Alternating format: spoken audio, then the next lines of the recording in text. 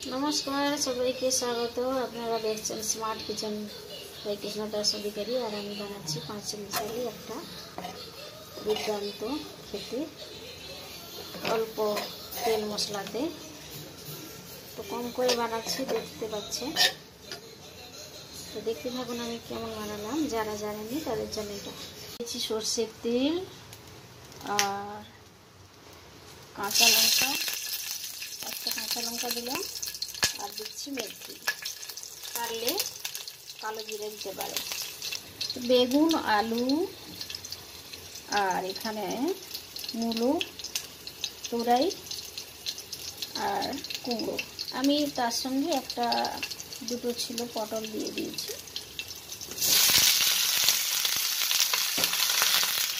মেথিটা ভালো ভাজা হওয়ার পর আমি ঢেলেছি, আর এই যে আর দুটো পটল ছিল দিয়ে দিচ্ছি, শুকনো হয়ে যাচ্ছে। তো 5 মিশালি 5টা দিয়েছি, আলু, বেগুন, মূলো, তরাই আর কুমড়ো। আর এটা বাঙালিদের খুব সুন্দর ভালো সুস্বাদু খাবার। আর আমার কাছে কম ছিল, সব কম কম করে দিয়েছি। দিচ্ছি স্বাদ মতো নুন, যেভাবে নুন কম সেভাবে দেবেন। আর অল্প একটু দিলাম, আর একটাই আলু, আধা তরাই, এমনি করে অল্প জিনিস একটু আছে। 5 মিশালি এমনি করে সুস্বাদু হয়, বাচ্চাদের জন্য তো খুবই ভালো। আর এটা একটু মিষ্টি মিষ্টি হবে। লঙ্কা দিয়ে দিলাম, সামান্য হলুদ,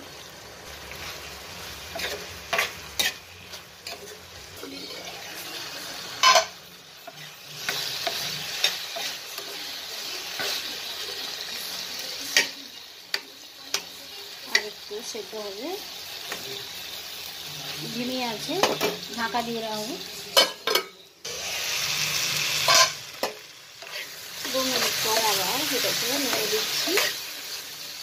আর দেখছি অনেকটাই হয়ে আসছে।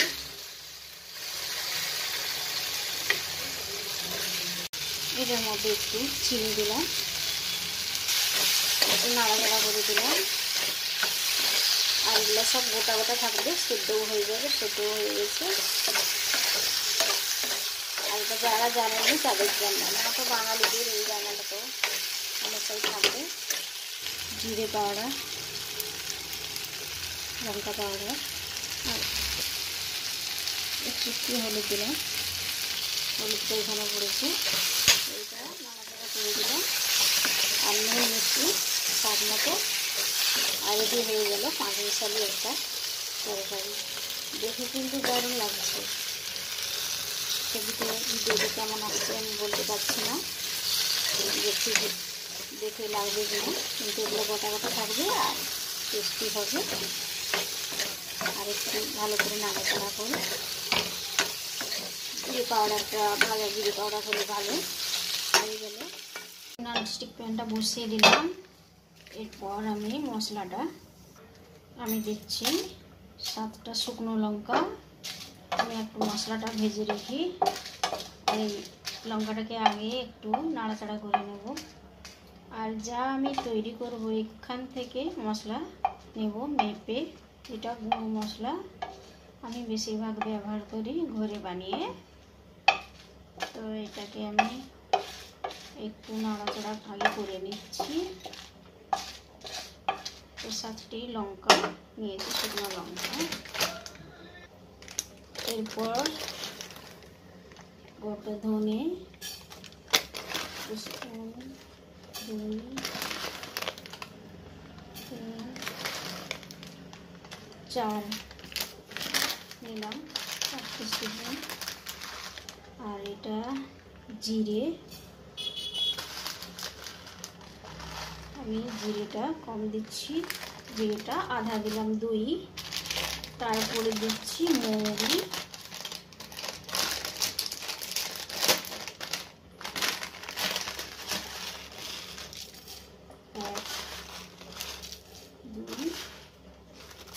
আর একটু দিলাম। তো এটা পুরো ভেজে গুঁড়ো করে নেব মিক্সারে। আর মশলা তৈরি করে রেখে দিলাম। তারপর গরম মশলাটা আমি আলাদা তৈরি করে রাখি, ওটা পরিমাণ মতো দিতে হয়। আর বাইরেরও মশলা আমি দিই, কেনা মশলা, গরম মশলা। এটা আমার ভাজা হয়ে গেল, তো এটা আমি পিষে রেখে দেবো। গ্যাস অফ করে দিয়েছি। আমি ভেন্ডিটাকে ভালো করে ধুয়ে কেটে নিয়েছি। ভেন্ডি ভেড়ি যাই বলুন, তো এটা কেটে তারপরে কড়াটা আমি বসিয়ে দিয়েছি। কড়াটা গরম হয়ে গেছে, আর দেবো আমি সাদা তেল। আর এটার টেস্টটা পুরো আলাদা।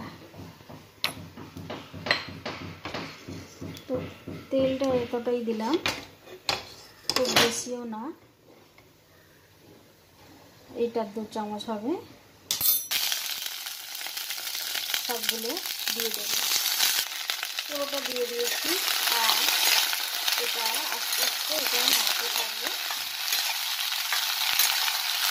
সামান্য একটু জল আছে, এটা জলটা নড়ে গেলে আর ধীরে ধীরে ভাজা হতে থাকবে। 3-4 মিনিট নাড়াচাড়া করার পর এটা জল শুকিয়ে গেছে। এখন আমি নুন দিইনি। আর এরপর আমি এটা মশলা দেব। প্রথমে দিচ্ছি সামান্য একটু হলুদ,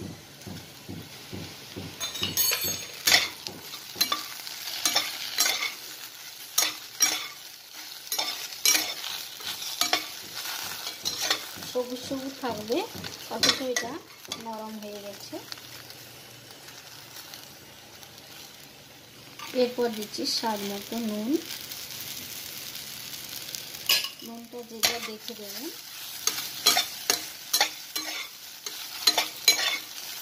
ভালো করে একটু নাড়াচাড়া করলে তারপরে আমি দেবো মশলা। যে মশলাটা বানিয়েছি সেটা দিয়ে দিলাম।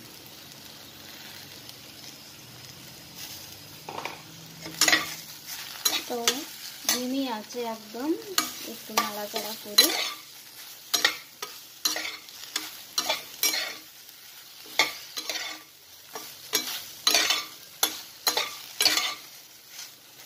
এরপর দিচ্ছি একটু ভিনিগার, 1 চাপা ভিনিগার।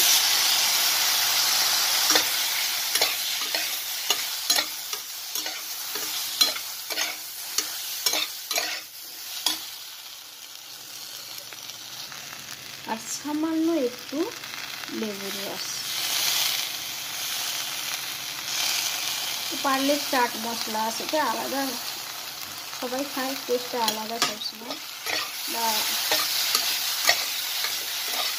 আমচুর পাউডার, এটা একটু ভিনিগার দিয়ে মশলাটা একটু আছে বেশি, আর লেবুটা পুরো আলাদা টেস্ট লাগে।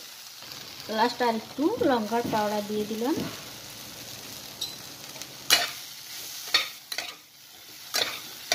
লঙ্কা তো দেওয়াই আছে, কম আছে, তো যে যেরকম ঝাল খেতে ভালোবাসে সেরকম। তো রেডি হয়ে গেল, এখন এটাকে নামিয়ে নেব। আর এটা আমি দেখাচ্ছি, নরম নরম আর খুব